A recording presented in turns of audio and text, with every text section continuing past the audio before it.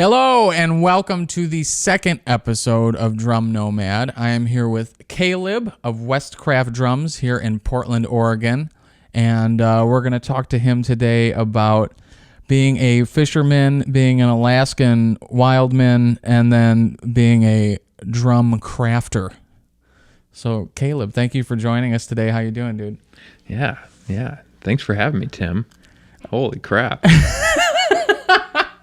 We got it set up in the basement here, and it is professional as it looks. We have the sandpaper welcome mat here. Yep. What it's is for to wipe your shoes off. Is this like, what is this for, like grinding the edges down on a drum? Yeah, it's the very professional way of getting a bearing edge straight, which I have, monitored the cement floor down here, and it is it's flush, Tim. 100% flush, right? 100%. Wow. Beautiful. And behind us we have one of your beautiful creations. Oh. What a backdrop. Thank you. What a backdrop. I owe it to the companies of old, though. Yeah. To be honest. Tell us a bit about how you make your drums, because I think it's different than just about any other builder out there. Yeah, I do what's called the cheap method. I mean, to be honest, I'll try to make this not super long-winded. But I was given shells, a while ago, and I've always been a person to look at the potential in things, potential in things. Yeah. There's lots of potential in things. And so, just the ability to redo these old shells and strip them down to their very outer ply, putty up any of the holes that might need, which there's always holes. Always holes. But make what I call, and this is probably the wrong terminology, but I call a virginized shell, right? There's no holes in there. There's no anything going on. And then, I put translucent stains on there. I don't wrap drums. I really love just the stains, the look of the grain. Wood speaks so much, you know? So, finding I could just do that and then make kits that I wanted, with a particular sound and whatnot. Yeah, drove me to start making kits, with good hardware, which is really important, but also the bearing edges that I wanted, and really taking the time to do that. Yeah, you get into the nitty gritty. Yeah. Which I dig. I feel like you got to. The custom companies, man, there's just, regardless of what you're building. Yeah. It's all about the nitty gritty. All about the nitty gritty. See, there's your catchphrase for Westcraft. All right. Maybe I should put that on the kick We'll put that on every kick drum moving forward, I think. All right. We could fit it on there. But yeah, I've been really in awe of the drums. I think they're really cool. I love the concept of building like that. When I worked one day only at Revival Drum Shop here in town, and you brought in a Pearl, like a free floater drum.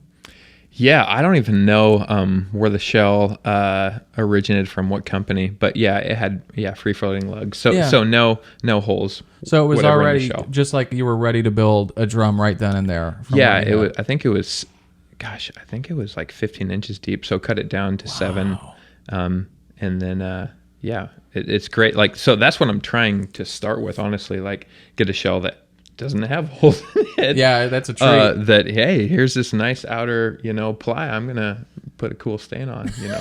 It's like, oh man, this is how real drum companies. Yeah, that's how they work. Get right? the shells, and this is easy. So, when did you first become acquainted with Revival?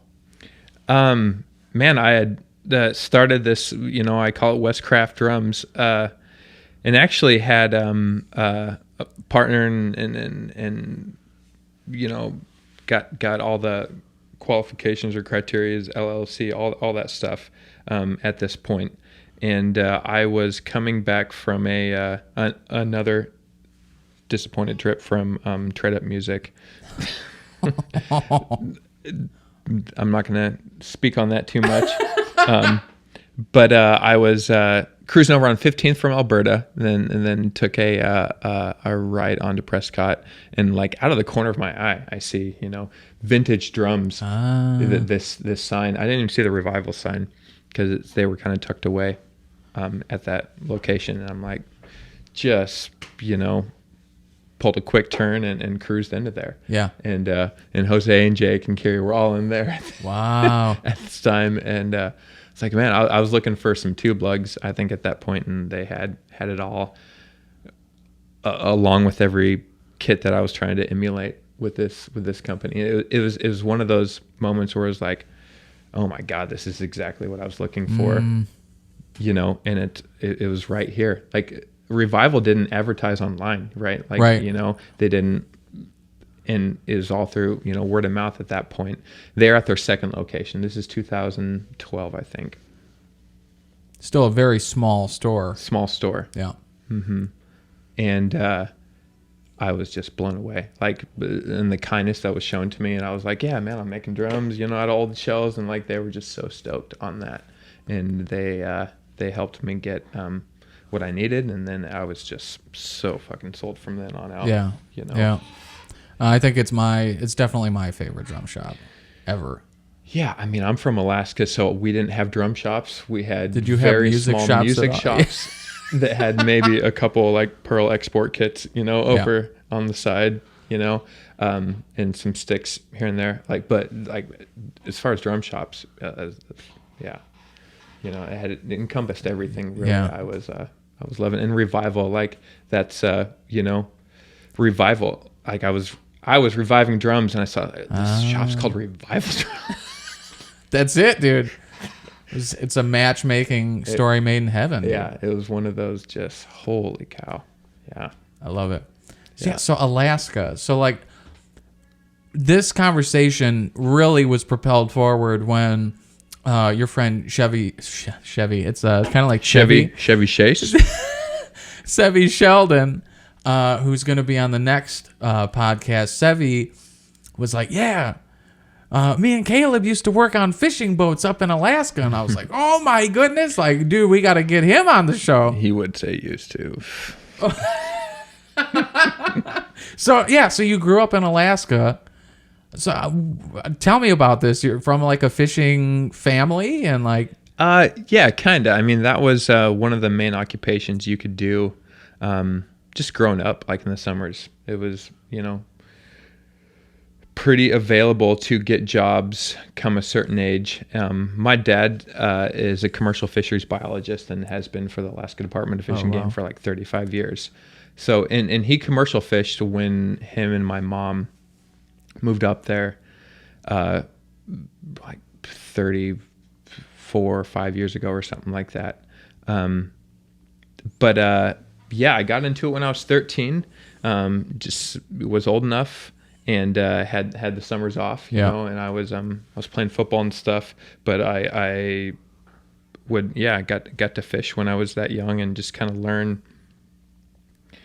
the ins and outs, and I hated it then though, man. Really? Oh God, it was hard work. Like as a 13-year-old, this was, and I've always gotten queasy from kind of rough seas and things like that, still to this day.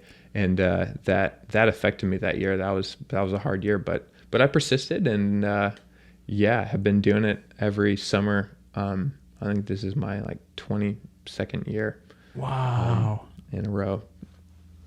That's wild, dude. Gonna go do that. Yeah, it gets in your blood, man. It's like it's a sustainable fishery. We catch wild stock salmon.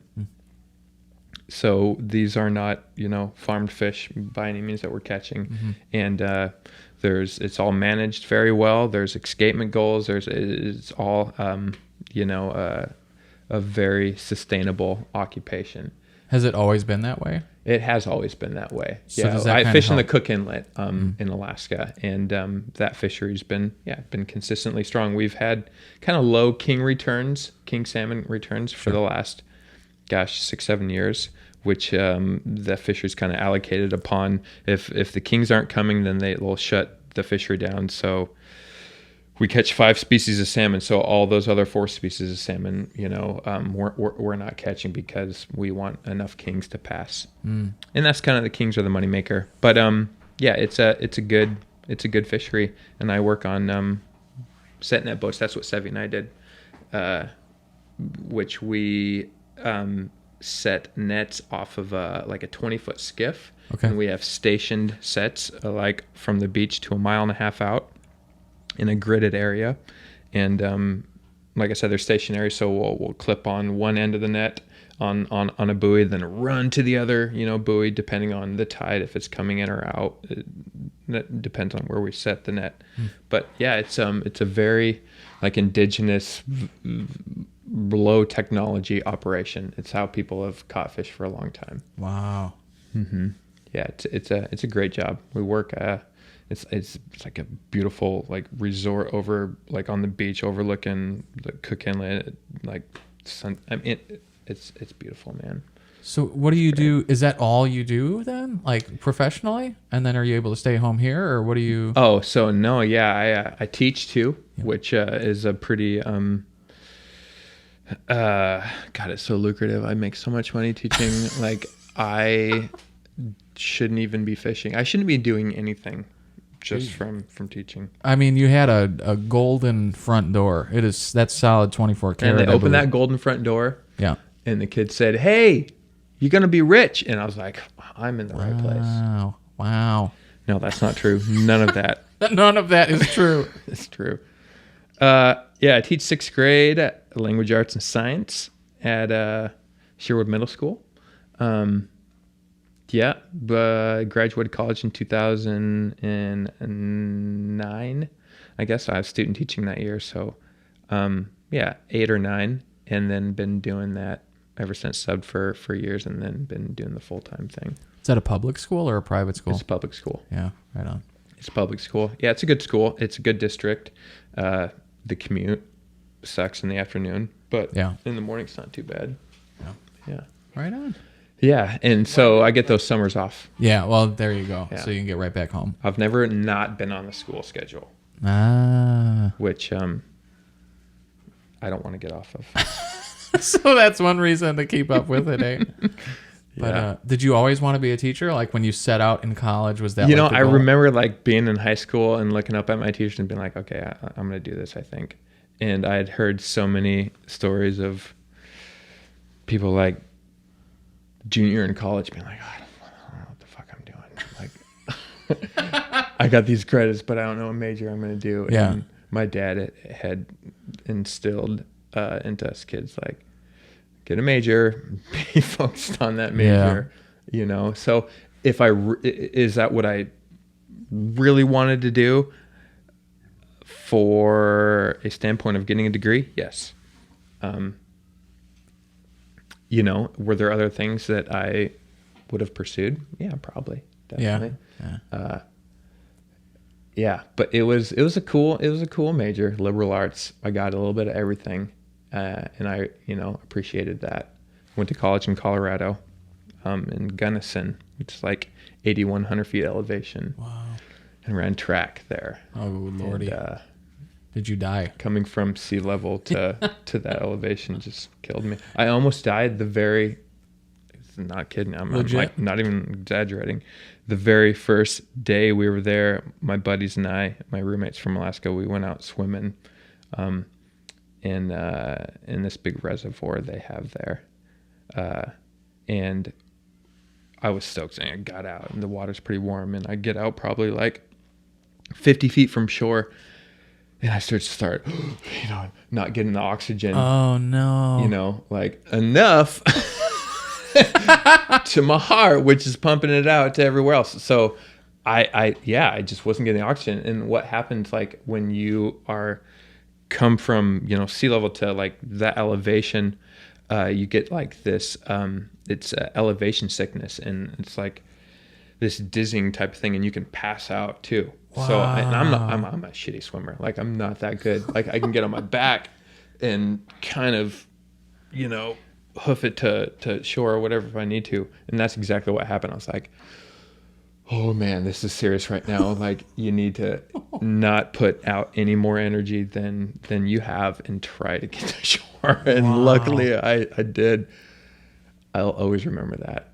And I was like, oh man, I am not messing around with this elevation. That's And it so was hard wild. to like get up to even speed on the track, and I was snowboarding too. Everything was hard to just get acclimated to. Yeah. My beer drinking regimen, that took a while to get used Is to. that right? Oh man, Do you get like you drunk get quicker? way quicker. Wow. Yeah, You're a cheap date then. I was in a cheap Colorado. date. Yeah. Well, they missed out, but it was cheap. So dating, you're married, 2 kids. So yep, Lacey and I are married. We have a kid of our own, and then Lacey has 2 kids that I'm a happy stepfather. Several kids hanging around. There are several kids hanging around. I went from no kids to 3 kids How did that feel? real quick. And how do you feel living the dad life? Man, I'd wanted it for a long time. I would say I was dating around and had kind of got sick of that, I guess. I was playing a lot of music, which is great, which I'm not playing as much now. But I had the time for that. But yeah, man, it's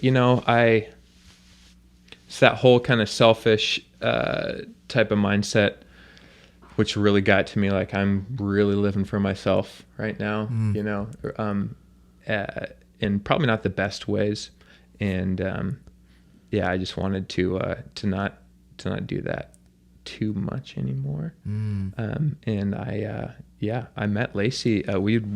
She went to the rival high school of mine, and she was 2 years younger, and we met in Alaska, like 3.5 years ago. I knew she was. I was like, man, that's a babe. I always knew she was a babe. And it ended up working out.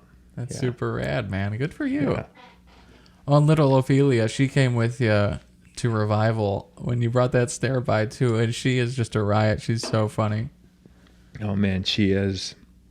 She is funny. She is everywhere. Yeah.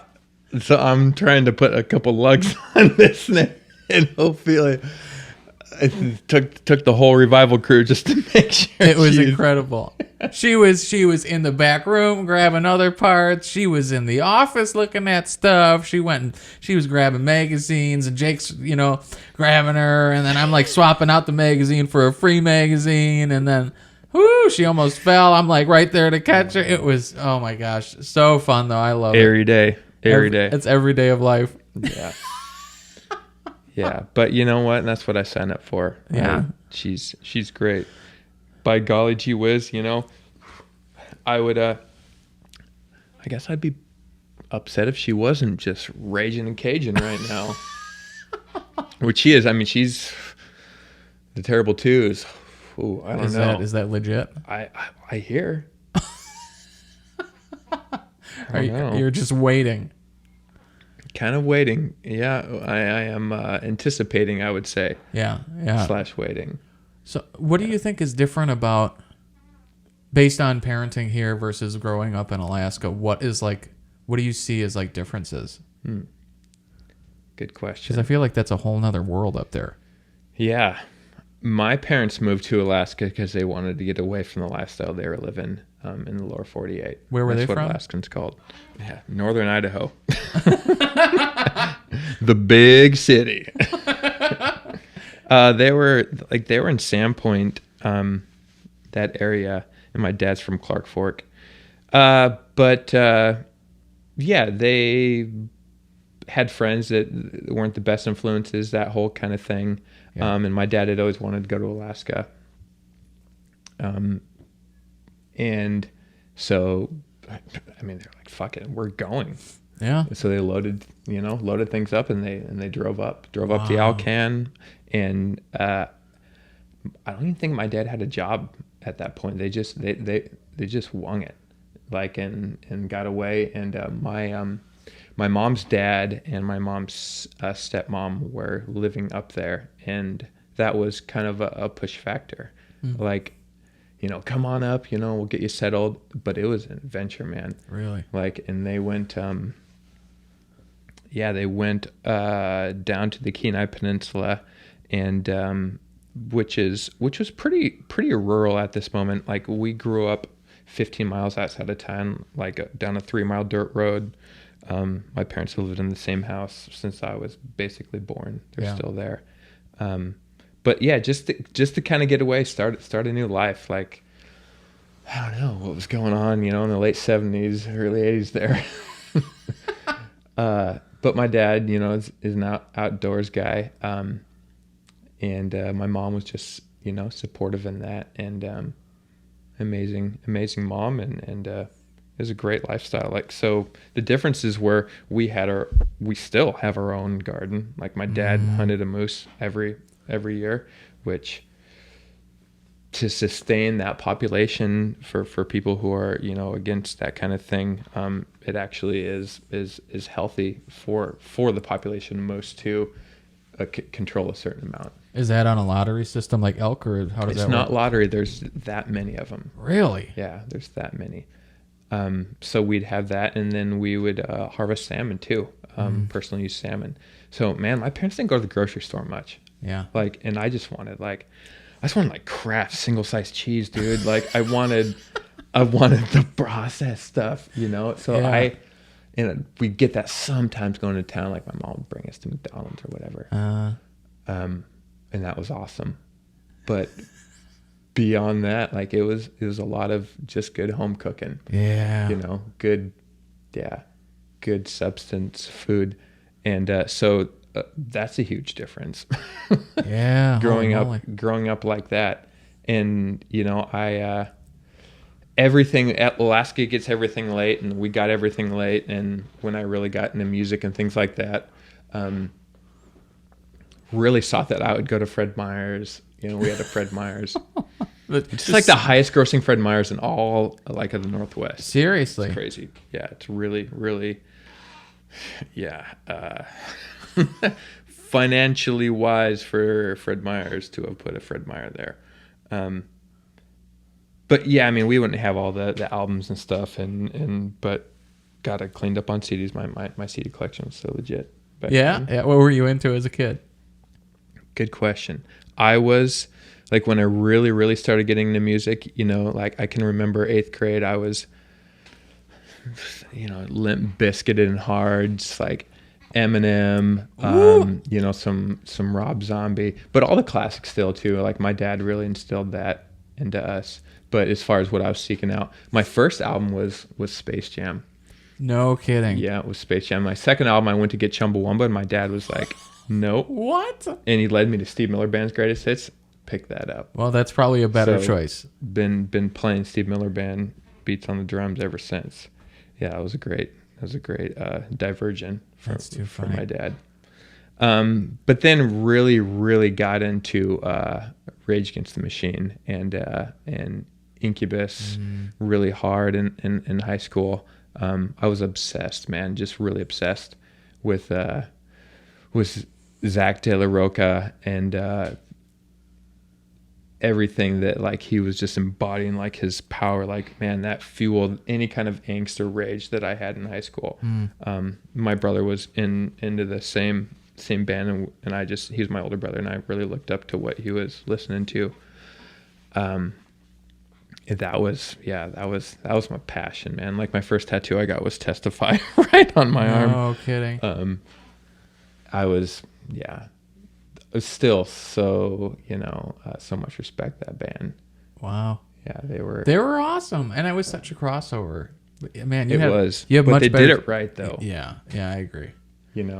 You like Zach, just that he made, and obviously everyone's so amazing. Tom with his riffs and stuff. He was from just south. He's from just south of where I'm from. Is that right? Yeah, somewhere just like really, really, really northern Illinois. There was a gal I worked with who went to the same high school as him. I graduated, I think, same year or a few years away from him or something. Yeah, never met the guy, but pretty wild. Yeah, they were powerful. They were powerful. My brother, he was a downloader. He was downloading Metallica when Lars went on Napster at a certain point, and we got a lawsuit mailed to our house. Mm-hmm. So, I don't know the exact jargon of it, but we got a letter like saying like, you were downloading, whatever, like the Black Album, at this point. Nothing happened of it, but it's so cool. My brother Joel your brother got sued by Lars Ulrich. It's incredible. Yeah. So but he had downloaded all like the Rage bootleg DVDs and like all that stuff. And then I went bought them at Fred Meyer's too. Just watch those religiously. But then Incubus kind of softened my soul a little bit. Still brought that. Well, you got Rage and then the Steve Miller in the mix, and then there you get the little combo. Yep. It's like right in the middle. Yeah, that was it. I wanted to get ladies like Brandon Boyd got ladies. How'd that work out as a kid? Man, I used to have long hair. I really tried to emulate, the people I was after, and respected. Is Lacey listening? Oh, too funny, man. No, it was fun. It was just fun to have these far-fetched like, these people are doing this. This is, God, what I'd love to do, and then, try to live that in your day to day. So when did you you played in bands obviously, but like did you play in bands in Alaska or did that? Yeah, we for the talent show, I think my sophomore year, we did an Incubus cover and got third place. It was bullshit. I think we played Drive. My sister was singing. She is an amazing artist. She's got like 4 albums out. Wow. She's incredible human being. I think she was singing vocals, and then a couple of my other buddies who actually made quite a wave here in Portland. They were playing with us. Yeah, I didn't really like start regularly playing in bands until probably like 20, I would say. I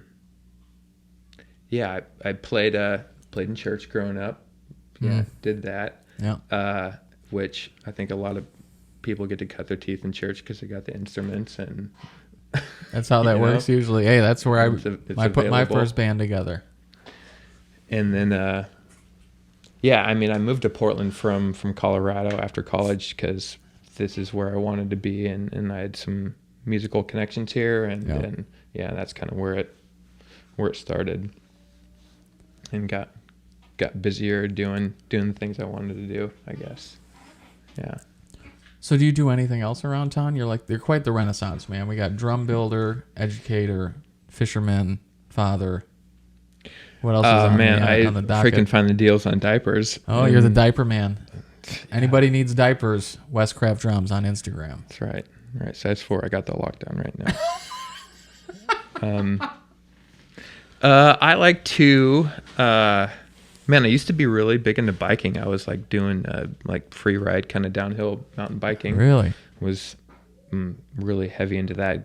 Got heavy into that in Colorado, and music kind of took a side stage for a few years there. Wow. But I enjoyed like snowboarding and just like these kind of free ride sports, and that was really exhilarating. I want to get another bike with some suspension and get riding again. But man, what else? I work for the GBB, which is the Grateful Dead Jerry Garcia birthday band, like one of the most legit cover Dead bands. What do you do with that? I drum tech, and like I'm set up banners and all that kind of stuff. Arthur the drummer is they play a lot around here. They have their own fest every August, like a 3-day fest. It's big, man. It's wild, dude. Like I'd never really got way into the Dead until like I just started working for him, and like I appreciate the Dead. How did you meet this dude? Through a friend. I was playing in a band with him. He was playing bass with us, and he's like, "Man, you want to take this gig?" I was like, "Oh, sure." I wasn't doing anything. And then Arthur, the drummer, and I formed a just good relationship. We're both drummers, so just able to communicate on that level. But yeah, do that. That's pretty regular. Yeah, building drums takes a lot of time. When I'm when I'm home, when I'm not watching my boots, and everything else is gravy in the world, I can come down and build drums. Are you like, some of the people I know who build are usually, or creatives in general, who are parents, full-time working people, are usually working from like 10 p.m. to like 3 or 4 a.m. Are you that guy too? Man, I don't do the late night hours that well. One, because I need to get up and help with the little girl I have. I used to. Yeah, I would do a lot of just the refinement work and things like that kind of later into the night, which might change. I might be able to do that. This is a relatively new space for us, and there's more potential here. But I used to, definitely. Oh yeah, I would stay up late. Like I wouldn't get to run any kind of power tools, but as far as anything else that needed to be done, yeah. And I'm very meticulous. Like I love like just obsessing over just little details, and especially when you've built something, right? Yeah. You love. I fucking love obsessing over things. That you've just put your sweat into, your touch into, man. Yeah. And that's the big appeal about these drum sets is this looked like a really shitty shell before anything happened to it. Yeah. So did this, and these were shells that were not being used. The hardware had been stripped off them. Well, maybe people use them for planters, or maybe they'll end up in the landfill. Garbage. Yeah. Yeah. Exactly. And there's so much history. Like, who has played on this, right? Well, you said this is, what is this, like 60s? This is 50s or 60s, and then that's 60s. Check this out. So this was, I think, military use for the grip. Check the sticker out in there. I don't know exactly. I looked up it's an old one. Serial number. Yeah, it's an old one. Yeah. But just that fact of like, man, how many people have played on this? I know. There's a lot of history that's been put into this, and now it's not being used. Let's make it, usable again.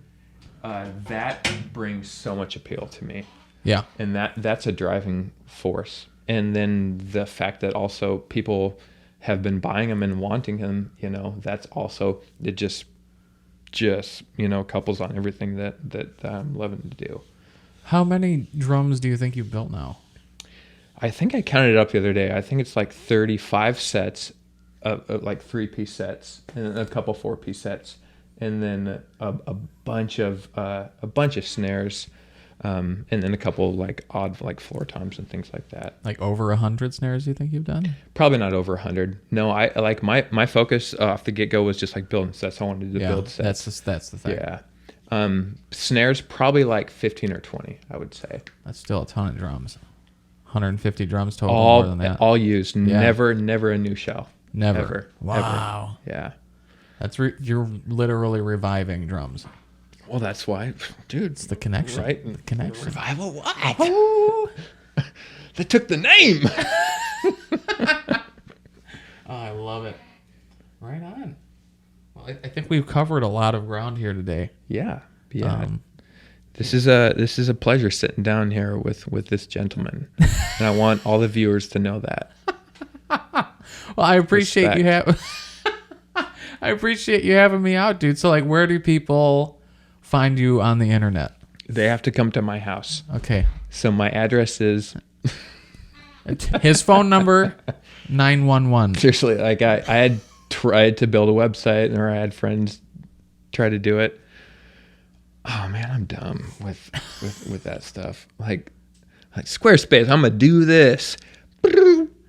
Oh, what does that mean? What does that mean? So westcraftdrums@gmail.com, or hit that IG up. That's the best place to do it. West the direction, craft like craftsman, drums. Yep. Like West Craft Drums. West Craft. Yeah, the same thing on Instagram too. Awesome. That's it. Awesome. Well, Kaleb, thank you for taking the time to speak with me today. It's been a pleasure. I kept wanting to do Tim's little shtick here, but I'm not going to do it. What's the shake? Yellow! Hello!